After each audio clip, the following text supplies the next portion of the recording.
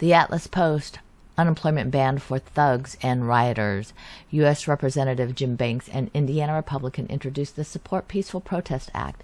It's a bill that would ban people from receiving federal unemployment aid if they were caught committing crimes like acts of violence, looting, or vandalism to pay for the cost of federal policing of the riot. This is related to protests we've seen happening across the U.S. And today we're going to review the bill and the likelihood of it getting passed into law. If you are receiving unemployment or know someone that is, especially someone that may have been involved in peaceful protest, rioting, or civil unrest, share this video with them.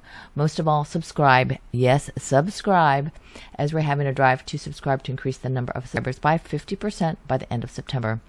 And let's get back to the Support Peaceful Protest Act.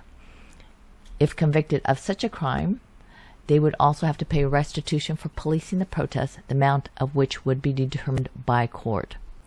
And this is Representative Jim Banks. He's from Indiana's 3rd District. And as he says, Antifa thugs are descending on suffering communities, disrupting peaceful protests, and leaving violence, looting, and vandalism in their wake. They turned Milwaukee, Seattle, and Portland into war zones, and now they're moving the chaos to Kenosha, Wisconsin. Who knows which community is next? Due to enhanced federal benefits, taxpayers are giving wages to jobless rioters that are destroying our communities. We need to cut them off from their funding and make them feel the full financial consequences of their action. Like I said, if convicted of such a crime, they would also have to pay restitution for policing the protests, the amount of which would be determined by a court.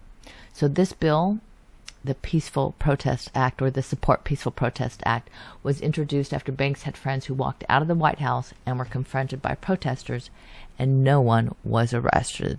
So what exactly is in this act or this bill? And it's simple. It's just a 2-page act. Order of restitution. In the case of an individual convicted of a federal offense related to the individual's conduct at and during the course of a protest with respect to which a federal law enforcement officer was engaged in policing activity, the court shall, in addition to the penalty for such conviction, order the individual to pay an order of restitution to the appropriate federal law enforcement agency in an amount that is equal to the cost of such policing activity as determined by the court. So this is federal law enforcement. So when they come out there, this is not state nor city, it's federal law enforcement.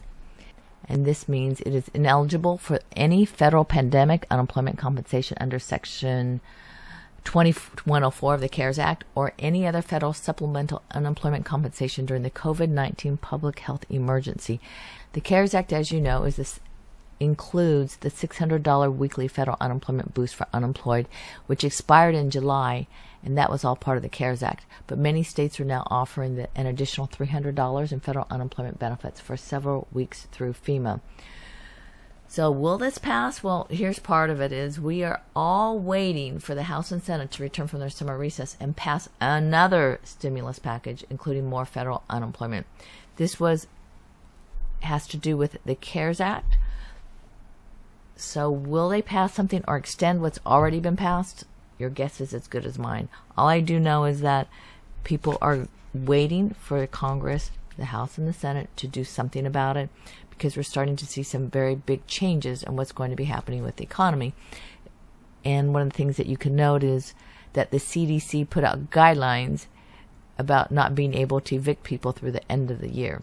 So with that in mind, they know something's going to happen. So they're all crossing their fingers, waiting for the House and Senate to return back from the summer recess and crossing our fingers that something will happen because they are all aware that this is an election year.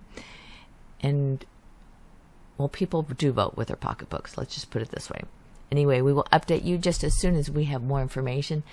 But I want to tell you thanks for supporting the Atlas Post on Patreon as well as Buy Me a Coffee. But most of all, please share, comment, follow, and subscribe.